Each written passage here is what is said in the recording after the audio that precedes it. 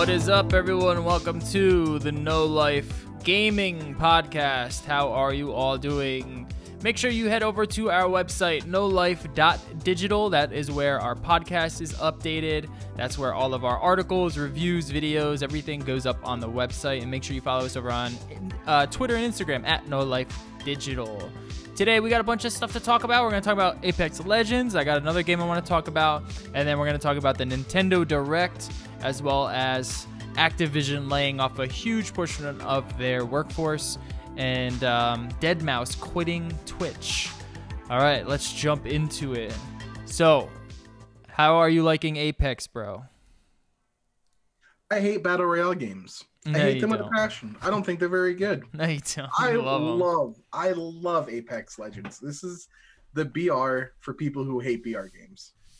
It's great, dude. Now you understand why I love BR games.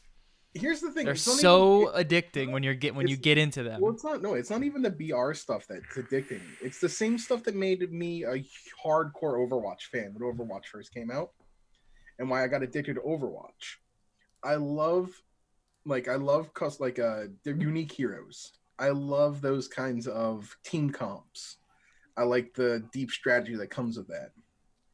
The game is a first-person shooter. I hate third-person in that Battle Royale style. Like, I can't stand Fortnite. It doesn't feel like it has a ton of cringy gimmicks. The gunplay is actually fun. And, I mean, it's free. That's a big thing. What it comes down to is, like, yeah, for me, playing any game that's a BR, like, solo, boring as shit. It's just boring. Playing this with squads, with friends, it's just that multiplayer, that like playing with buds, just really good, fun gaming. Even if you're not winning, you're having fun. Yeah. And that's why, I mean, they're saying they're gonna add solos and duos, and that's cool. No, they shouldn't. I like the forced nature of squads. Yeah. This is a squad-based game, and being only 60 players, 20 teams, it doesn't feel like it's crowded. Well, the thing is, for me, is that I think it's a little bit sparse. So what's cool about like the way Fortnite and PUBG do it is you end up getting into around 60 anyway. You know what I mean? Like it ends up becoming like a 60 squad battle royale or 60 player battle royale after the first 5 minutes, because that first wave, they're usually jumping into a hot zone, and it's just people that want to play like quick deathmatch, and maybe a couple straggles. I mean, or stragglers will win because like 5 minutes into a game, it's down to 10 teams. Yeah, and I think it's a little bit sparse on that end, but I think bumping it up to 100, which I know that they're doing, will definitely help it out. I think bumping it up to 90, 30 teams of 3 would be okay. Because the map is gigantic. What I would like to see if they do 100 is either 25 teams of 4, or if you want to go crazy, 20 teams of 5. No, they probably do 25 teams of 4. Yeah, I can see them doing a 4-man squad would be really cool to see. Yeah. Well, that's how most of them are. They're mostly all 4-man squads.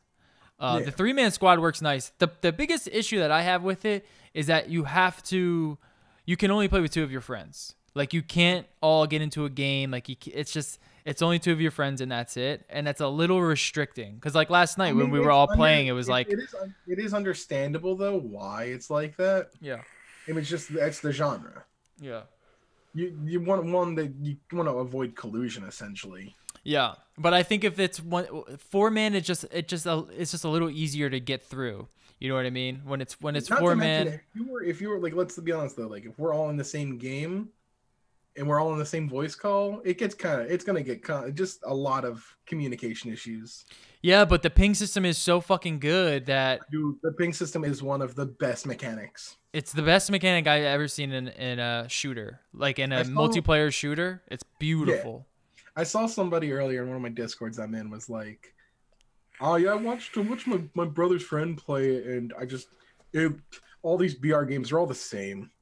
Like, man, I could go off on a tangent right now of how Apex Legends is really changing a lot of, like, it's not only changing like that BR format to a better format, but it adds so many more cool mechanics, like the ping system. That is Yeah. so it's not innovative, it's not new, but it's really well done. Yeah, and I don't know if you've played Titanfall, but they basically took the Titanfall of Oh, the movement. movement from Titanfall and just ported it over, and it works great. And It's the movement of Titanfall, the BR style formula, the characters of Overwatch. yeah, it's And basically Call of Duty Blackout meets Overwatch because it feels exactly the same as Blackout. It's just as smooth. It's just yeah, that Blackout, instead of like superpowers, it's, weapons, like, you just get super weapons and shit like that. And there are some different things that you can do. It's very similar to Blackout though. It's Titanfall, Blackout, Overwatch, and all wrapped into one. Yeah, and it's great. It's fucking The sliding phenomenal. the sliding mechanic is a lot of fun. We were playing last night, and we got to a really interesting point where like Skittles went down, and they were right below us, like near the ravine. I had a Peacekeeper and a Wingman, which I love that duo right now of Peacekeeper Wingman. Mm-hmm. I went down, slid right into the dude's face, shot him in the face with the Peacekeeper, and then finished him off with the Wingman. Yeah. And it's just, when you get good at the sliding, especially sliding into combat, it feels really good. Well, that's my favorite thing about this game as opposed to other battle royales. Other battle royales, it's very much a slower paced game. Where when Blackout came out, it turned it up a notch, and I was like, holy shit, this new way of kind of like rewarding the push is so satisfying. And this takes it up 10 notches because they reward you heavily for pushing. Like, if you can sit back and you can do pretty well, but they don't punish you for dying. They don't punish you for getting into firefights. You know what I mean? They only reward you for that. So there's no downside into just going in and just, blasting away. Yeah, and that's what I love. It like, makes it so much fun. You can rack up like 12 kills a game. Yeah, and that's the thing with like the team co-op aspect of it, whereas your basic solo games, you can pretty much just crouch and get to the final.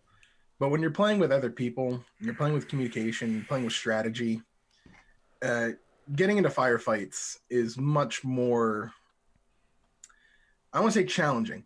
It's much more rewarding. Yeah. Because when you have a strategy and you make the right calls, it feels really good. Yeah, and you're rewarded for it, and it's just knowing it how feels to flank, great. Yeah, knowing how to flank and stuff like that. I do hope. Is this your first battle royale game that you actually played? This is the first battle royale game I've liked. So which ones have you played? You played Fortnite and then? Played Fortnite. Played it for like 2 or 3 hours. Was not my game. Played. I didn't play any PUBG, but I was thinking about it, but it never got into me. And then Call of Duty, I didn't buy anyway because I'm not gonna buy Call of Duty. Yeah. There's a couple other ones out there that I mean, I signed up for it just in case I get into the alpha. There's Spellbreak? Yeah. I think it's called. Yeah. It looks interesting. I mean, the idea of, it's still solo, which I'm not a big fan of, but the idea behind it is magic. So I mean, I would play it to see how how it actually plays. But being solo, like really for me, I need squads, I need buds to play with, because if it's just me, I'm not gonna play it. But this is like your first time where you got the thrill of like the battle royale system, where it's like, you're the last 2 squads, and you know what I mean. It's like that tension is so addicting. We got into a couple of like last either 3 or 2 squads. And we just didn't make the right plays. Me, Verve, and it was me, Verve, and Skittles, and then me, Verve, and Cocan. We like the one match we had. I think it was Airbase. The last circle was in the middle, but there's like the 2 platforms above, and then like the ravine below.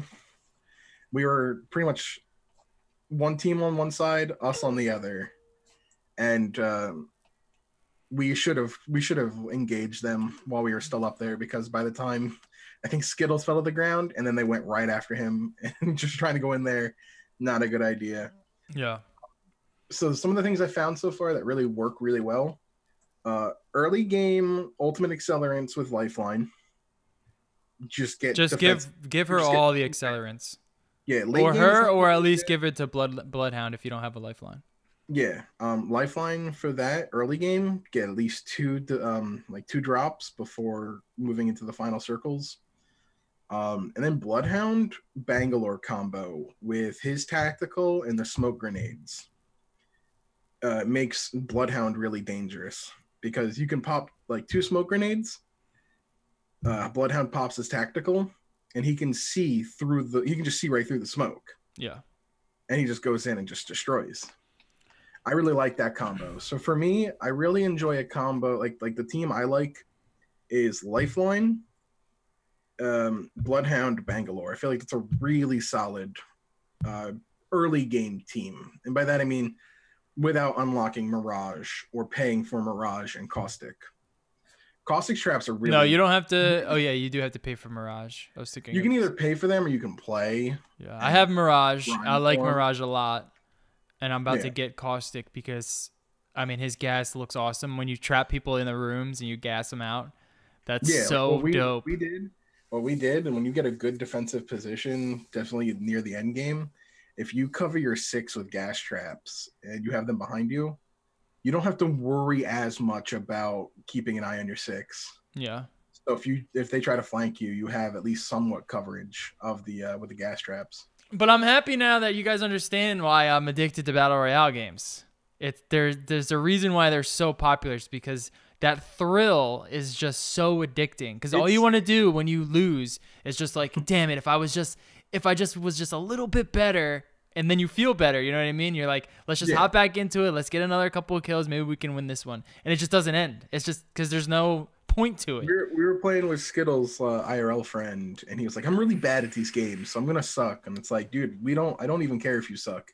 We're all going to suck. It's just fun. It's so fun. Yeah, it's just fun. A chance to hang out with your friends and play a game. And if you, because I'm a fucking tryhard with all this fucking Battle Royale games, if you go tryhard on it, you can get really into it, and it just becomes it's just addicting. That's the worst part about it, is that it's so addicting. Yeah, time. And Apex figured out a way to really trap you in because it's so skill based. It's all skill based. There's no twitch. There's no luck. There's no bad like ping issues.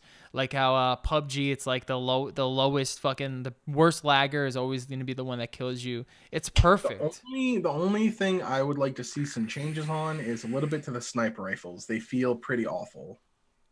Yeah, that's just really don't feel good. They don't like headshots feel pretty terrible with them.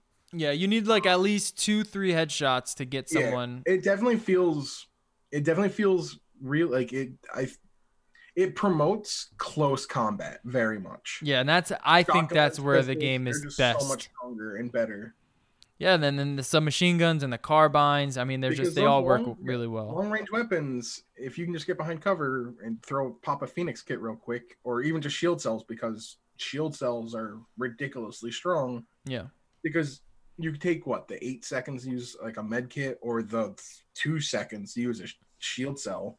But I do like how they kind of, because you can have one sniper on your team, and then the both of you kind of rush it, and like you can do work that way. Where it's like you can't have a team of all snipers, which you can do with PUBG and you can do with Fortnite. You know. Yeah, the sniper's best job isn't even shooting with the sniper; it's using that long scope to scout things out. Yeah, scouting. Yeah, but it also can provide a lot of like suppressive cover as well. Like if you gotta like revive someone. If you're giving your location away, you better be flanking. Yeah, and the revive system is great. The balloon system is great. So if you get left behind, you just hop up on a balloon. You can catch up to your team. Yeah, man, it's fun. It's super fun. I'm happy that finally we have a game that everyone's playing. And I'm very interested. It's so funny that it's a battle royale. Like I was laughing the other day. And I'm interested in seeing what other guns they might add, what other characters, like unique classes they might add, because they're going to take their time, and they're going to, really don't forget, this is EA. They're going to hit us somewhere along the line with some sort of stupid payment system. So be ready for it. Be ready for it. They already have it. As you gain more levels, you gain less tokens, which is what you use to unlock characters. So unless you're hoarding them right now, and let's be honest, you're gonna spend them to get your 2 characters, which is gonna take you a while unless you're playing non-stop. They're gonna release 4 more characters, all at 12,000 legend coins, and you're only earning 100 every time you level up. EXP takes longer to get when you level up. I mean, they're gonna incentivize you to spend the money to unlock the characters. And you know what? I think this game's good enough where I don't really mind it, to be honest. I'm fine grinding. I don't mind grinding because at least in this, the grind is fun. I think though they're gonna fuck us. I think they're gonna do something where it's like a season pass or a there's second like, map, but you have to pay for it. Yep, it's just something like that. And I'm ready for it. I'm expecting it. I know it's EA. I've paid EA hundreds and hundreds of dollars over the years. It's a shame that this game... But they do make good games. I don't care what anyone says. EA makes great games. EA didn't make this game. They published the game. Respawn made the game. I should say EA commissions great games. I like a lot. I like the Star Wars games. They're not good, Kill me. They're not good. They're great. They're fun. They just suck. EA just wants something that's going to make them cash over fist over time, and they could care less. They create games that are so addicting. That's what it is. I like those addicting type of games, and I'm a perfect candidate for their... You are the AAA gamer. Yeah. You're the Madden buyer. Yeah. I'm going to play a game for a couple months, and I'm moving on to the next, and EA is the only one that provides me that. You are EA's target audience. Exactly. I am not. I'm exactly their target audience. But you put up with the same shit fucking Nintendo does. So it's just Nintendo just gets away with it. I choose and select my demons. Nintendo gets away with it for some reason. Nintendo also doesn't. At least you were allowed to stream EA games for a while. You could stream Nintendo games. You just couldn't monetize your YouTube videos. You couldn't stream them. You couldn't put them on YouTube. You're fine. You couldn't put them on YouTube. No, YouTube, you would get hit with copyright strikes for a while, but they've eased up on it. Yeah, like 2 weeks ago when we reported on it. I mean, it was a couple months ago, but it was definitely in preparation for our first. Hey, I don't justify it with EA. I admit that I'm a fanboy. Oh, no, yeah. So don't get me wrong. I hate shitty DLC practices, but I don't mind it when Nintendo clearly pretty much says, "Hey, we're making DLC paid for this game," but it was not able to be in the game. I'm fine paying for that. When it's obviously cut content, then I am a little pissed off. You'd still buy it though. You might be a little salty about it, but I'm the same way with EA. Of course, I'll still get the stupid season pass, even though I fucking hate it every time I do. To be fair, I haven't bought the Dragon Ball Z. I haven't even bought the Dragon Ball Z Fighters second season pass yet. So, that's a surprise, actually. I know it is. How much you fucking talk about that game? I got the money to pay for it. I still haven't done. All right, I want to talk about Dogma, Dragon's Dogma. Have you heard of this game at all? Dogma, yeah, God, a long while ago. It's so old, dude. It might be 4 or 5 years old now. When did that come out? Maybe 6 years old now. God, I haven't heard Dragon's Dogma forever. Well, I've always been interested in it because from everyone that I've talked to, they 2012. say 2012. Yeah. Yeah. Oh my God, that's 7 years old, dude. Yeah, okay, 7 years old. From everyone dude, it's so old it doesn't even work on my monitor. I have to put a hack in to make it fit my monitor. But it's everyone says it's an excellent game if you like games like the Witcher, if you like Skyrim, if you like and the Dark Souls series, you're gonna love it. So I picked it up because it's still $30 for the PC, which is insane that it's still that price. But I was like, I'm gonna pick it up because someone was raving about it on Twitter, and I was like, let me just get it. I've been looking for a new RPG like this for a while, and I regret it deeply. It does not. It is not what people are saying it is. So the combat is fun. It's fluid. It feels Dark Souls-y. There's a great RPG element to it, but it's just not. It just doesn't hold up to like something like The Witcher, or something even like Assassin's Creed. It's just a little bit too robotic. It's a little bit restricting. There's really not. I mean, it doesn't have any of like the charm that Zelda has. It doesn't have any of the open world feeling that Zelda has. It's basically Dark Souls meets Skyrim in the worst way possible. Granted, I'm not very far in the game. I've only played about 4 or 5 hours, and I'm going to definitely play it a little bit more. But so far, I'm kind of disappointed that I picked up this game. So take my word for it. You know, it's not what people are saying it is, but it's also not bad. I would wait. If you're thinking about it, I would wait for it to be like $10. It came out on the PS3, the PS4, the 360, the Xbox One, Microsoft Windows, and this year on the Nintendo Switch. Yep, it came out on the Switch. I was going to get it on the Switch, but I heard it has terrible frame rate issues. I wouldn't be surprised. Yeah, I just got it on PC. They probably didn't bother doing anything well with like the port. Yeah. But if you're looking for like if you're looking for like a combat ARPG, you might be interested in it. So hold off for a little bit. Let me get a little bit further in it. Oh wait, it's not even out yet on the Switch. Oh, it's not? It's on the 23rd of April. Oh, I thought it was out already. Nope. It's coming on the April 23rd. They didn't even mention that in the direct. That tells you how excited they are for that game to release on their system. I mean, I can't even imagine it working on the Switch because, like I said, it barely even works on my PC. There's all sorts of issues and glitches on it. But yeah, it's just kind of a letdown. But let me get a little bit further. I say it's like a $10 game. It's so old. You know what I mean? Like it feels older than Skyrim, which is hard to do. It was inspired by I was reading the article like from like Wikipedia. Was inspired by Elder Scrolls Oblivion, so that's what it feels like. It feels like Oblivion meets Dark Souls.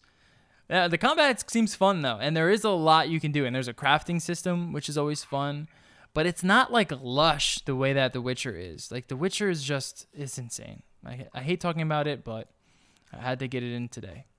And then Assassin's Origins. I've been playing Assassin's Origins. I'm trying to finish it. It's the best Assassin's Creed that I've played in a while. Hardcore fans actually don't really like it. I was reading on the subreddit. They're not the biggest fan of it because it kind of leaves the Assassin's Creed sort of world a little bit. It's a little bit more just like taking the Assassin's Creed combat and gameplay and just making a game about Spartans with it.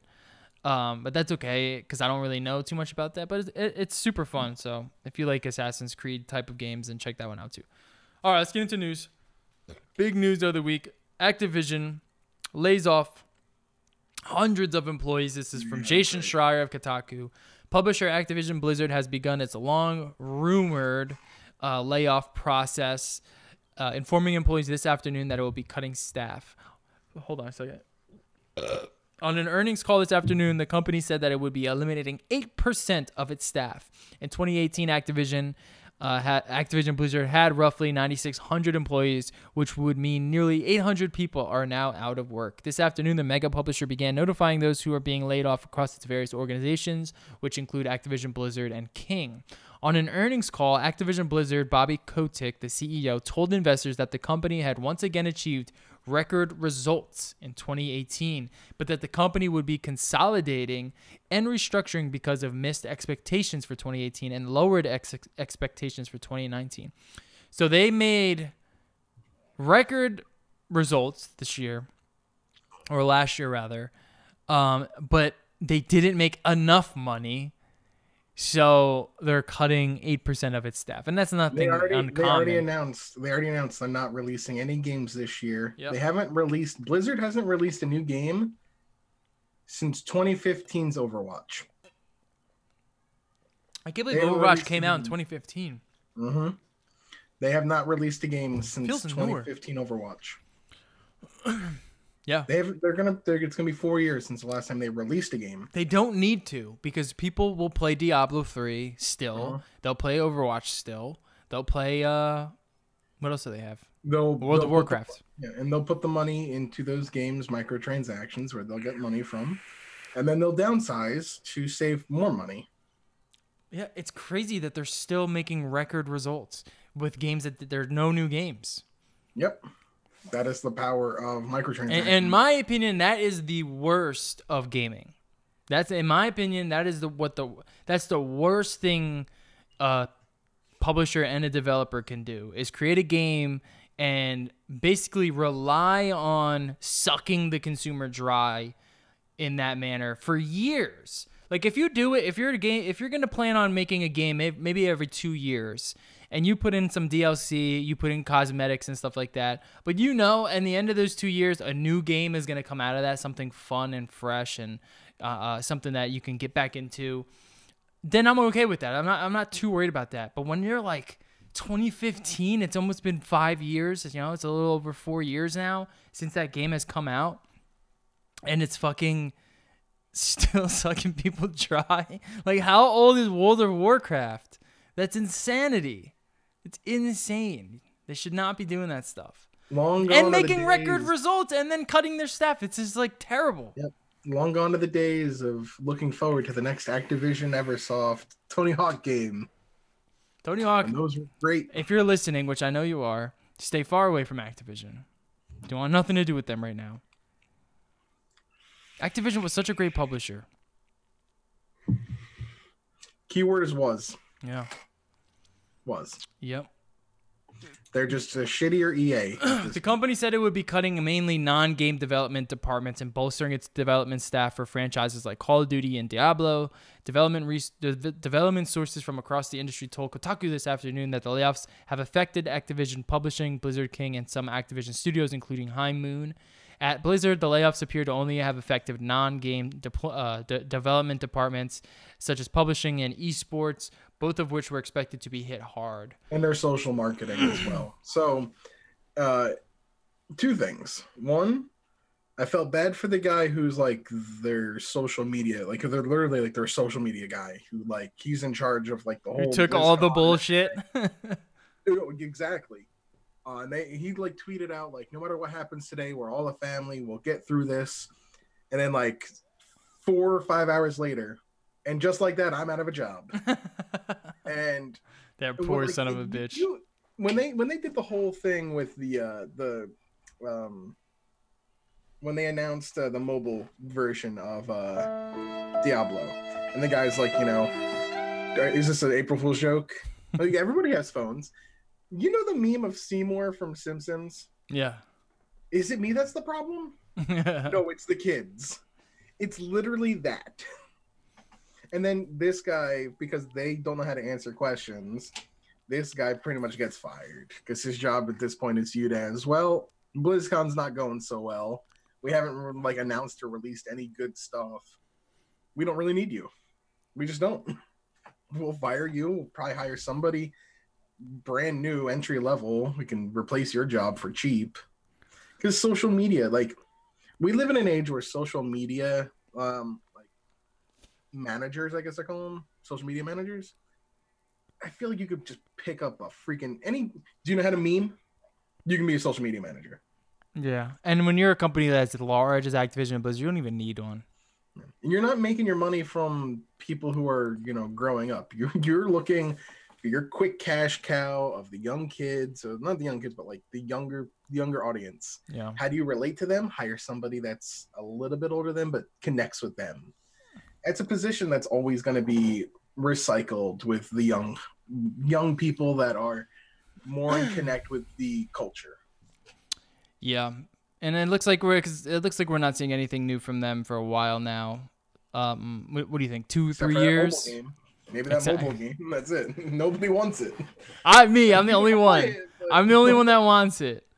Until they fucking put in some stupid system where you can only play for an hour a day or something. And the sad part is they could have just announced it for the Switch and everyone would have gone, new Diablo. It's on a console. And it would have run just the same on the phone as the Switch. I know. They should have done that, actually. It's a bad idea. You should work for Activision. No, fuck that. Yeah, they have no job security. Deadmau5 says he's quitting Twitch after getting suspended for using a homophobic slur. And his response was completely awful. I don't know what his response is. I'm surprised. Who knew that a shitty musician was a shitty person? Joel Zimmerman, better known by his stage name Deadmau5, announced in a now deleted Reddit post that he's quitting Twitch after the streaming platform temporarily suspended his account because of a homophobic slur the DJ used while playing PUBG over the weekend.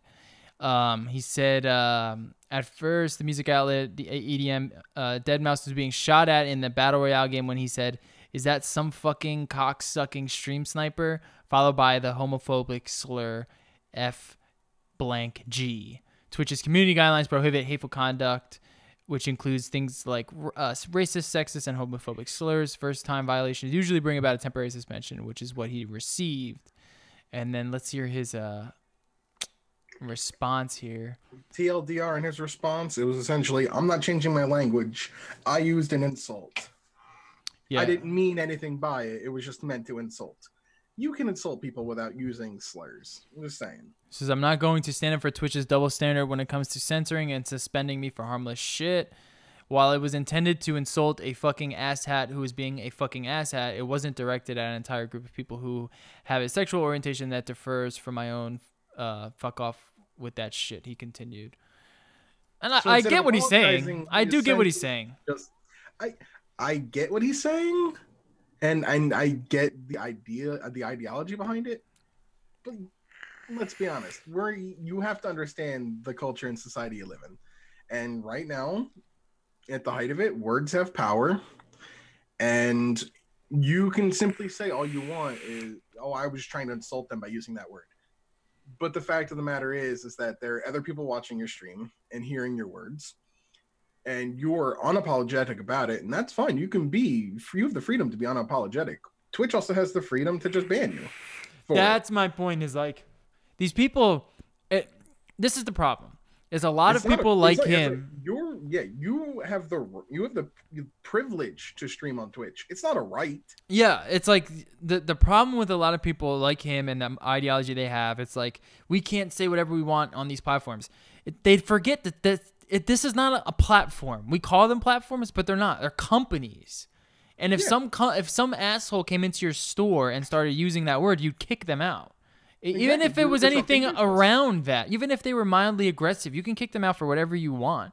And that's what these platforms are. That's what Twitch is, Facebook, Twitter, Instagram. They're not public discourses. They're not just like you're going into the street. This is like, it's a company that is trying to make money. You have freedom of speech. Yeah, you have freedom to do whatever you want. Protected by the government. However, Twitch, Twitter, YouTube are not government entities. They are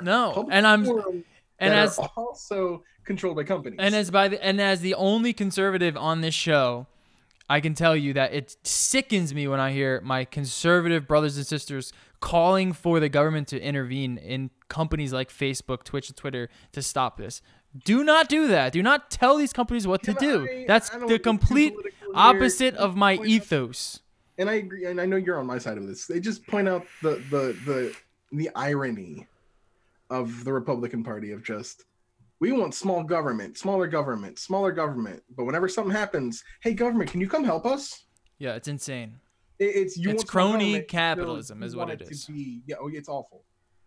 It's the same. And I'm gonna get off politics real quick, so I don't want this to be a politics show. But it's just the irony to me that always gets on my nerves of, we don't need the government in your lives. Also, we need the government to tell you what to do with your body. I don't know. It's stupid. You're a fucking idiot. It just doesn't make any sense. Deadmau5, if you want to go ahead and feel free to use slurs as insults, you're more than welcome to do that. Just know that if you continue doing that, nobody's going to want to really watch you or interact with you. No. There is still going to be people that want to watch him and interact with him. There will be people, but there will also be another He just can't do it on Twitch or on any platform that says you can't do that on. And that's just the way it is. So what the free market should do is create a platform that's exactly like Twitch, except maybe allows that. It might not be very popular and it might not make any fucking money. That's the reason why commercial TV is so popular, is because it's family friendly. You know, anyone could watch it and know it's all friendly shit. That's how you make money in this industry. If you have to stoop low to using slurs as insults, you're not really creative. No, and it's Find a better way to insult it's him. rough too because it's like it is part of like gaming culture. Like that word is such a history in gaming culture, and he's a little bit older. I So played randoms on Apex Legends, and one of my teammates started shouting racial slurs at me. Oh, I'm sure. I also got killed by. That was just funny. You missed it. I got killed by a guy whose username was "quote unquote" "I don't like kikes," and I'm Jewish. It was a little ironic. Was it Skittles? No, damn, that's rough. Skittles got a laugh out of it though, I'm sure he did. because it's oh, of course, the Jewish player gets killed by the guy named come on, man. I know. Well, he won't be. I mean, he probably shouldn't be in that game much longer unless their mod system is terrible. I just hate toxic gaming culture. I just don't. You know, the older I get, the more that I hate it as well. Once you get older, you start to hate it. I'm desensitized to it because I've been playing online games since Counter-Strike, like 1.6. I've heard it all. Yeah. I've heard everything. It's just not funny. It's not fun anymore. It's annoying. It's just more annoying than anything. And especially in a game where you're supposed to be playing cooperatively, and you're just going to tell your teammates to kill themselves. Doesn't that hurt your chances of winning? Well, also, I'll tell you what, if because of him saying this, it's probably he's going to get a lot of trolls because of this. I can guarantee you that. Oh, God, yeah. They're going to eat him up because now they know that he's triggered by all this shit, and you can't be triggered. You can't show any sort of emotion when it comes to the internet. That's it. Poker face all day. Nothing bothers you. All he could have done was just simply gone, I'm sorry for my language. Yeah, just say, you know what? It's something that the gaming culture says a lot, and I'm immature sometimes, and it slipped out. Sorry. And then it would have been fine. Like I said, shitty musician, shitty person. Super Smash Bros. Melee events in 4 states ban wobbling after Tennessee ruling. What do you think of this? So explain what wobbling is to the audience. All right, so what wobbling is, there's a character called Ice Climbers. The Ice Climbers are 2 characters. You control one of them, the other's kind of like AI. There's some really interesting things you can do with the character, but the character's not a great character. It's like middle to bottom tier character. It's pretty bad, but it has one specific tech move that it can do called wobbling. What essentially it is Melee is a game that has chain grabs, so you can grab an opponent, and then as soon as you do whatever you're doing to them, you can actually re-grab them quickly. Later Smash games don't have that. And a lot of characters do have it. A lot of times if you see 2 Sheiks playing against each other, they'll agree to not chain grab because Sheik can chain grab like crazy. But the thing with Ice Climbers is each character, there's Popo, who you control, and Nana, who's like the AI. You can desync them so that as soon as you let go of Popo's grab, Nana will grab. And you can just continuously re-grab, you can do it like one-handed. You can do it while doing something else. I've seen it. And essentially what you do is you just continuously re-grab them, racking up their damage to the point where once you just throw them, they die because they're at such a high percent. It's like a glitch, basically, right? It's kind of a glitch. It's really just a desync strategy. I mean, there's a lot of things in Smash Brothers Melee specifically that is considered glitches. The reason I call it a glitch is because if there was this mechanic in Ultimate, they would patch it. It was not developer intended, which means it's a glitch. Like wave dashing is a glitch. Yeah. Wave dashing is also actually a glitch that they noticed in testing and actually kept in because they didn't think anybody would find it. So people get like really upset about wobbling because there was a point in time where they did ban wobbling and then they unbanned it. And the fact of the matter is you're not seeing Ice Climbers, even those who do wobble, you're not seeing them take top 3 at tournaments, with the exception maybe a few specific players who are really good with the character to begin with, who were taking top 3 or top 5 at their like regional tournaments without wobbling because they're just good at the game. So how easy is it for someone to get someone wobbled? There's a video, and I can't remember where I saw it. I mean, you need to have a good understanding of the game, of course. The game's been out for 15 years. It's not as simple as just running up and grabbing someone? No, because you have to set up the desync where you desync your, because you can drop it. You have to desync your AI partner so that she is grabbing as soon as you're letting go. Right. Once you get it, it's just a rhythm to keep it going. But I mean, like any other fighting game with rhythms, you can drop your combos. It's essentially like a combo. You can drop it. So there's a video online of a guy who was like one-handed trying to wobble while also solving a Rubik's Cube. It took him 10 minutes to solve the Rubik's Cube and get the wobble. Let me see if I can find that, actually. It was on Twitter, I think. I don't know if he was streaming on Twitch, but yeah, it was really silly. It's one tech option for a character that's not really that viable to begin with as a high tier character. And even when wobbling was allowed, I just don't. It's one of those situations where it's like you can ban it, which sets a precedent, but they already banned it before. And then they unbanned it. And there's a reason why they unbanned it. And it's nowhere near as bad as these people calling for Jigglypuff to be banned. Because Jigglypuff being banned is just dumb. I can at least see the argument. I found it. Wobbling. I found the it's video. really silly. So it's by Spark676, and let's show you. So this is essentially what he's solving the Rubik's Cube and doing this. Oh, he's doing it while it's like training mode. Yep. And that's the thing is like when you're playing human players, it's different. Yeah. It's different because timings are different. DI, smash DI, things that the AI doesn't do. Even setting it up. Maybe you're playing against somebody who doesn't even let you get it set up. Yeah. You know, even when it was allowed, you weren't seeing ice climbers take Evo. You weren't seeing them take, you know, these big smash majors. You were seeing the Foxes, the Marths, the Peaches, you know, the good players. Honestly, I've only seen like 3 or 4 people talking about banning Puff anyway. It's kind of just like... banning Puff is just dumb in general. Because, yeah, it's just a dumb thing. Most people will agree that it's dumb as well. Yeah. For those who don't Just know, a fringe. Jigglypuff is a very rarely used character, but it is used by the best in the world at the game, who is the #1 player according to the rankings, who wins all the majors, Hungrybox. And the Hungrybox is a bit of an abrasive personality, which is why people like to hate him. Yeah. Also, Jigglypuff is known for not being an exciting character to watch. Does he play Ultimate? Yeah, but like not like pro-wise? Not like he does Melee. No. Yeah, he'll play it, but like he'll go to tournaments. If there's a Melee tournament, he'll enter into Ultimate, but he's not like making top 8 or anything. Mm-hmm.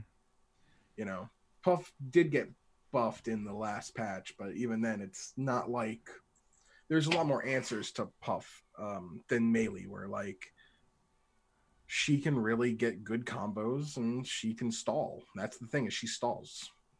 They're 8-minute games and she'll time you out. Mm-hmm. There's a bunch of people that like just don't like where the current scene is at and like seeing Hungrybox win all the time. And they want more Foxes essentially and less Puff.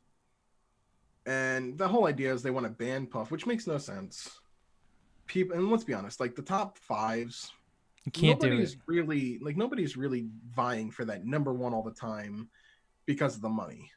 The money is in streaming. The majority of players who are taking in the top 20s, like, you know, payout, they're totally fine taking their place and getting paid out because the money they're making is from streaming. So why put in the effort to do all of this stuff to beat Puff when you can just make money streaming as a casual streamer? All right, let's get into Nintendo Direct. Yeah, that's all I gotta say about that. Super Mario Maker 2 coming this June to the Switch. How's it looking? If you have a Wii U because you really liked Mario Maker, throw your Wii U in the garbage. This game is, from the trailer they showed, it's got everything that Mario Maker had, and it adds a bunch of stuff the community's been asking about, like slopes, lots of power-ups that weren't in the original one, new enemies, a really sleek UI. I really like the UI they're using. This is definitely, I'm buying it in June. Mario Maker is one of those games that's like, seeing what the community creates is always fun when they make good stuff. There's gonna be trash, like any other community making games. There's gonna be some trash stuff. Is there like a store or something where they like show like featured maps and stuff? So you can download codes. People can share their codes with you, kind of like on Wargroove, where you have the codes you enter. And then you can play like 100-man. There's easy difficulty, hard difficulty, and like super hard, where they will pretty much give you user-created maps, and you'll play with like 100 lives to get through like anywhere between 16 and 8 stages that are all user-created. Yeah, but I'm saying like to find new maps. To find new maps, you're usually gonna follow people and follow Reddit and stuff like that, where people are sharing. They should add like a thing. Yeah, who knows? They might add a featured marketplace with this update, especially with Switch Online. Because the joy that is. But when you find people who make good maps, definitely give them a follow on Twitter or follow the Mario Maker subreddit, and check out those people. That's the thing. I don't want to do that though. I know you don't. That's the thing. That kind of sucks. But it's worth it. Yeah. When you find somebody who makes good stuff, it's always worth seeing what their mind's creating. Yeah, but I feel like I'm just missing out. They should have like its own little social media system in the game, you know? Yeah, your FOMO. Yeah. I want my own little social media in the game where, hey, I'm following this guy, and this guy, and the maps will just show up on my news feed, and I can just play them from there. They'll probably have a deep dive at E3 because it says June, and I think E3 is in June, so I wouldn't be surprised if it releases the week of E3. And they do like a deep dive during the what's the thing called, Treehouse, where they go into all of the features. Yeah. So we'll see. I'm gonna pick it up because I really liked Mario Maker, and I like creating things and having Me all too. the options they give you. One of my favorite games in the world is RPG Maker and Fighter Maker. Have you ever played Fighter Maker?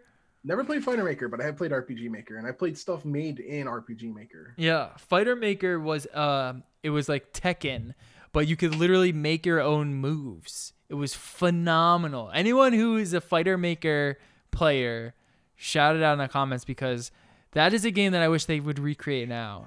It's like, oh man, it was so, you would literally you would move the frames of the player and you could make ridiculous moves. Like, oh man, it's so good. It was on PlayStation 1. And of course, RPG Maker was phenomenal. I love that game. I can totally see you making some jank. Oh, definitely. Screen lows like Under Night. I made this one person who was basically like a spider, and it would just like walk upside down, and like the head would like turn like this, and they had the helicopter head as a weapon. And you could do that in this game. It was fucking revolutionary. And then it just there's never again. RPG Maker still lives on though. Speaking about RPGs, new Square Enix title coming to Switch, titled Oninaki, coming summer 2019. Oninaki. It looks really interesting. This is the same team behind I Am Setsuna and Lost Sphere, they're like AA JRPGs. They're smaller titles made by like kind of like almost like Square. They're made by Square Enix, but it's like Square Enix is like almost like their indie team that make these smaller games. But this one looks pretty cool. Dealing like you travel between the world of the living and the world of the dead, and it's an action RPG. I'm probably gonna check it out when it comes out. Dropping this summer, so that's really cool that they announce it, and it's probably got about 6 months till release. Any RPG on the Switch, I want to play. That's my thing. If you haven't played I Am Setsuna or Lost Sphere, they were pretty solid.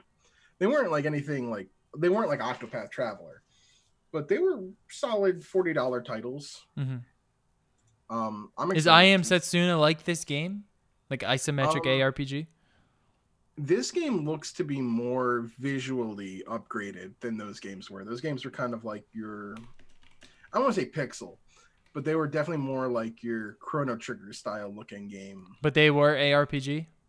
They were, I believe they were ARPGs. And I they were saw it on definitely the store. not as long. Yeah, they were received pretty well. They weren't, like I said, they weren't like anything like crazy revolutionary. I think I'm just gonna get Octopath like anyway. Down, man, I love it. Love that game. I know. I need to check it out. Yeah, this actually looks pretty good from the trailer. Yeah, I really do like the art designs they're going with for these things. I like the weapons and like all these little skills, and the combat looks satisfying at least. Yeah, and the story seems pretty interesting. Apparently you are not allowed. Who cares about the story? We just want the gear. It's an RPG. You gotta care about the story. We just want gear. I gotta care about my anime waifus. That is true. All right. This one, I'm rebuying this game. What? Dragon Quest 11? Mm-hmm. Coming fall. Includes new story elements and switching to retro style visuals. All right. Let's see.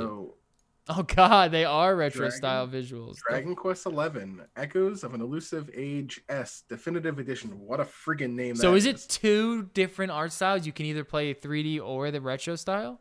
So when they originally made this game in Japan, they made it for the PS4 and they made it for the 3DS. And when they made it for the 3DS, one of the cool features for it was you could switch between the kind of the retro Dragon Quest style from like Dragon Quest V, which I really like that art style. I remember playing those games when I was younger. When they brought Dragon Quest XI over and they announced they weren't bringing the 3DS version over to the West, I was really disappointed, actually. I played this game on the PS4. I had a good time playing it. I enjoyed it a lot. Now that it's coming to the Switch, portable, coming with new content, better music, which, by the way, the worst part of that game was the music, and this retro, I'm going to double dip and buy it again. I don't usually double dip and buy games again, but I just want to play it for that retro 8-bit style. Like, I want to really see what that's about. I mean, I think the 3D looks dope too. 3D is really good. 3D was the environments were fantastic in that game, and the animations were really well done. I'll probably switch back and forth, but I really want to like, I've already played it through it once, so I want to replay it through with this different art style. And it's cool for you who wants to play this game twice. You can do that because you can play it in the one art style and play it again in the other. I really like that option. I think it's a perfect fit for the Switch to do that. Yeah. Nice. Another heavy hitter for this year. Yeah, coming fall. Fire Emblem 3 Houses coming July 26th. 3 Houses. 3 days before my birthday. Fire Emblem 3 Houses, 3 days before my birthday. I like the 3 there. Pretty interesting. I really dig the art style. This game looks massive. It just looks like there's going to be a lot to do. There's a lot of characters and a lot of systems. So if you are into tactics, like tactical RPGs, if you were into Wargroove, Fire Emblem might be up your alley. I say check this one out. They're not a series where you have to have played other games before usually to play the newest one. They're usually self-contained stories. So yeah, coming July 26th. This was originally supposed to be a spring title. They did push it back, but I actually think that putting this in July I think it's a better release window for them. They're stacking summer though, as you can tell. We've gone through these now. There's a couple more we'll talk about, but like they're really putting a lot of eggs in their summer basket. Yeah, I'm not too hype on Fire Emblem or Dragon Quest, but the Square Enix one looks interesting. Mario Maker, of course. This one that we're talking about, Daemon Machina. Or no, is this the one that we're talking about? Daemon Ex Machina is also coming this summer, and there's a demo right now, and I will probably check it out over the course of this weekend. This is that Armored Core style game with the big robots. Mm-hmm. I am very intrigued in this. Did you play any Armored Core when you were younger? Oh yeah. Yeah, I loved Armored Core and I like giant mechs. So this kind of this is going to be something I really want to check out. So the demo is 4 stages, like 4 missions, ending with the big boss battle from the trailer. So I'm going to check it out, see how the frame rate is on the Switch. I'm going to try it out docked and I'll try it out in handheld. Mm-hmm. I'm expecting it to chug on handheld. No, I would expect the opposite, to be honest. You think it'd perform better on handheld? Yeah, because it'll be 720. That's true. When you dock it, upscales to 1080. I think the cell shading lends itself to the art style better and should hopefully improve. It doesn't look that good from the trailer or from this gameplay footage that I'm watching on YouTube. Yeah, I'm hoping that it's one of those games playing it feels and looks better, because like Xenoblade Chronicles 2 didn't look that great when you're watching like other video of it, but when you play it, it's different. Mm-hmm. So I'm definitely, hey, free demo. What doesn't hurt you to check it out, you know? Yeah. That's a lot of these games they announced today had a free demo. There was this one, Yoshi got a free demo. Deltarune got a free demo. I'm sorry, they got chapter 1 for free. There was a couple other ones that got free demos. I'm gonna check them out. I haven't gotten any demos yet. Hey man, demos are a great way to see if you like a game. I usually just let you guys buy them first and let me know how they are. That's my demo. Hey, Hellblade Senua's Sacrifice coming to the Switch. This is crazy. How is this even going to work? Talk about chugging. I know. I didn't even expect this. I was surprised. What? This is a great game too. Like, it's a really good game. Oh, it's fantastic. It's fantastic. But what? Now you can play them portably. How is this going to work? I'm so fascinated. Enter the Viking Age to experience. Wait, I need to see what the direct. Oh, there's. I'm hoping this is actual Switch gameplay footage. It can't be. It can't. There's no way. You think they just ported like video from? It has to be. There's no way. It looks really good if you're looking at the trailer they put up. Yeah, and it's not like those are cutscenes. The cutscenes are the game. You know, they move right into the game. But they did not specify that it was running on the Switch or running on anything else. They didn't specify, so you don't know. I don't. Wouldn't be the first time they've done it. It's like an 8-bit remake of the game. Yeah, it wouldn't be the first time that they've done that. New Platinum game, Astral Chain, coming August 30th.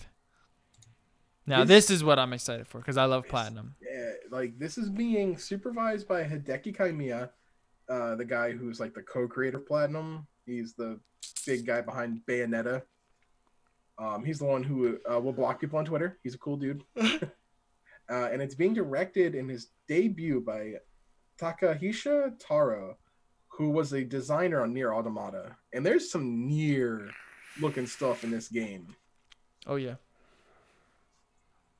The worlds look like Nier. The fighting looks like Nier. The weapons. And Platinum, Platinum makes good games. They just make good games. They know combat. They know, like, feeling. Like, they do the feeling really well. They do make good games. Cell shading looks really I would nice. say Platinum right now is one of my favorite Japanese developers. I would agree with that. I would wholeheartedly agree with that. And I'm still waiting on Bayo 3. I'm still waiting on Bayonetta 3. Yeah, me too. And I'm one of the games I was so disappointed when they canceled it. I started maining Bayonetta on Smash. She's really bad in Ultimate compared to Smash 4. No, she's not that good in Ultimate.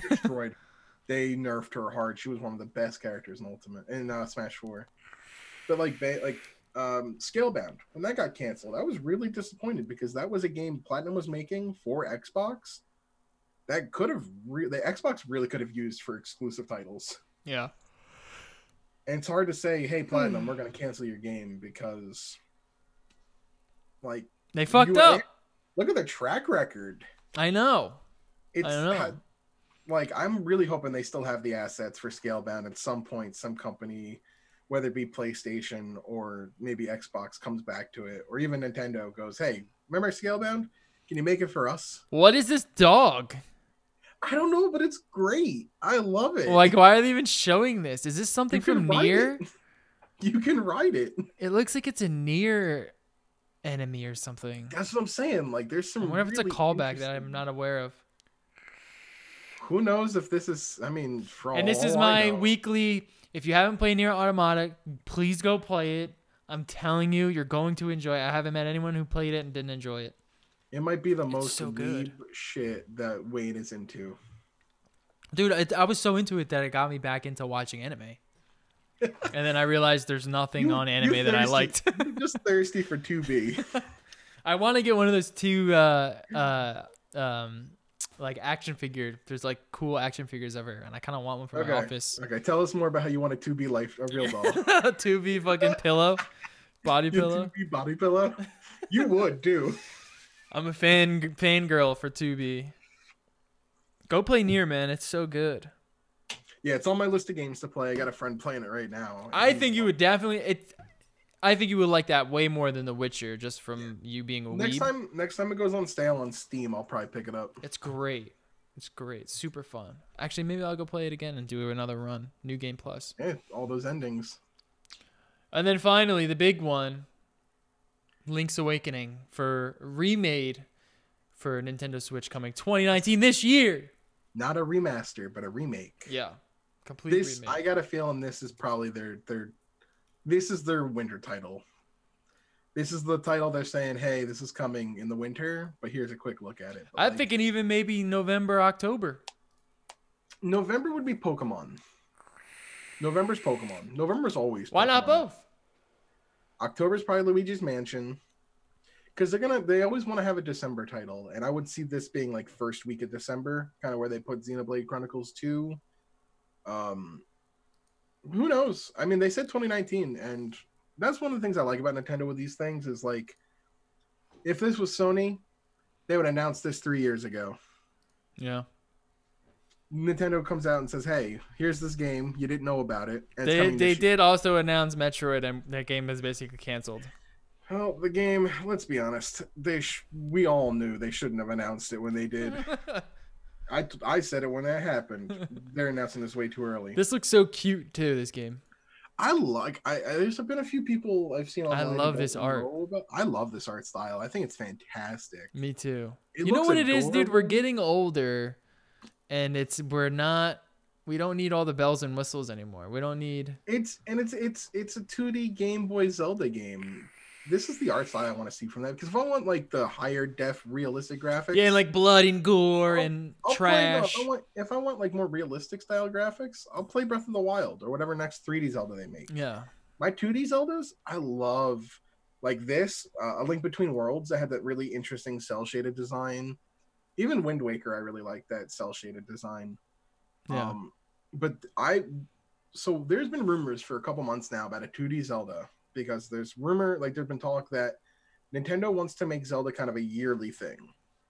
And by that being like a 2D Zelda and then a 3D Zelda, a 2D Zelda, then a 3D Zelda to kind of help mitigate the wait for Zelda titles because they realize it is, I would argue, probably their most prominent franchise right now. Like Zelda, like Link is the face of Nintendo at the moment. It was what Breath of the Wild launched with the Switch.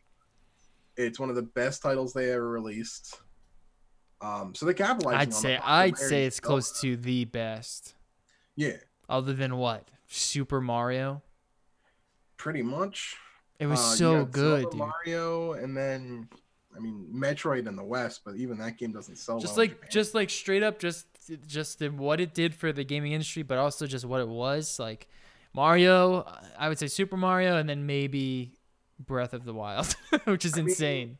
And then you look back at like the history, like Super Mario 64 revolutionized 3D platforming, but Zelda, Ocarina of Time, and it didn't age that's up there too. well, but you see games releasing now still draw influence from Ocarina of Time. The thing is, though, in defense of a Breath of the Wild, I would say like I can go play that right now. Where after I beat Ocarina of Time, I didn't want to go back and play it, but I might be in the minority there because I know a lot of people did like to go back. They went back to the roots of Zelda, where exploration was huge. Yeah, where it kind of lost that, and I love it. But this is great. This Link's Awakening remake is great because it fills that need for people who want the 2D Zelda or want that old Zelda style formula, while also bringing back some of these classic games. Because Link's Awakening is 26 years old. It came out on the Game Boy. They made the director's version on the Game Boy Color a couple years later. But how many people who own a Switch, especially these younger kids, remember or even heard of Link's Awakening? Mm-hmm. It's kind of obscure. And it's one of the best games. And I've been saying it since The Link Between Worlds. I was like, man, when are we going to get a Link's Awakening remake? So when this happened, I was popping off. Yeah. And it just looks gorgeous. I am so excited to play this game. Yeah, it looks hopefully they do more of like this, but they keep kind of changing it and adding different things, you know? Like I would like to see like a Four Swords.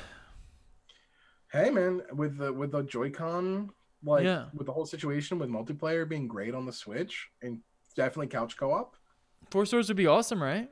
Hey, if they're gonna keep in that art style that they just did, or maybe something a little different than that. If they want to do a year on, year off design, doing 1 year 2D Zelda, 1 year 3D Zelda. Next year we get another like a Breath of the Wild style game, and then in 2021, give us a Minish Cap remake from the Game Boy Advance, tied in with a Four Swords co-op. Yeah. Those were some of my favorite Zeldas too, were the ones on Game Boy Advanced. If they want to make Zelda a yearly series, I think that's the next 2D Zelda you're going to get, is a Minish Cap remake with Four Swords Adventure co-op on the Switch. That'd be cool. But I don't see that happening until 2021, unless 3D Zelda gets pushed back to 2021, in which case maybe 2020 for that one. Yeah. But if it gets announced, we're going to link you right back to this video. Yeah. Yeah, we've broken many stories before. This wouldn't be the first one. We call a lot of plays here. The industry's listening. Some of them at least. I gotta start getting my sources. All right, that's it for this show. Doobie wants to go play Apex. We'll catch you guys next week. No tech this week. But yeah, we'll catch you guys next week. Make sure you're following us on our website and over on our Twitter and Instagram at NoLifeDigital. Thank you for listening. Oh, and also follow me over on waynewalker.org. I am releasing a new podcast if you want to hear that. It's basically just bullshit and conspiracy theories and right-wing talking points and making fun of Jewy. Wow. Making fun of Doobie's Jewish heritage, I meant to say, but I ended up saying Jewy. All right, Dead Mouse. Good thing we're not on Twitch. We'd be fucking banned. All right, Dead Mouse. But no, I don't talk about any of that. Just talk about nonsense. But yeah, follow me over there. All right, thank you all for listening. Catch you guys later. Peace.